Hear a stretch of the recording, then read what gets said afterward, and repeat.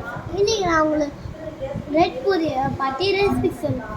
முதல்ல பீட்ரூட்டை பாயில் பண்ணிடணும். அப்புறம் மிக்ஸ் பண்ணிடணும்.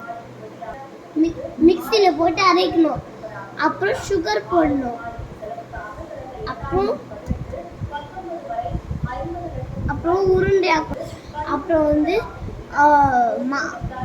பூரி மாவில் பீட்ரூட்டை போட்டு மிக்ஸ் பண்ணி கலந்து ரவுண்ட் ஆக்கிடணும். அதுக்கப்புறம் இந்த மாதிரி ஒரு ஸ்டீலில் வச்சுட்டு அமுக்கி எடுத்துடணும். இதான் ரெசிபி. இப்படி வச்சிடணும்.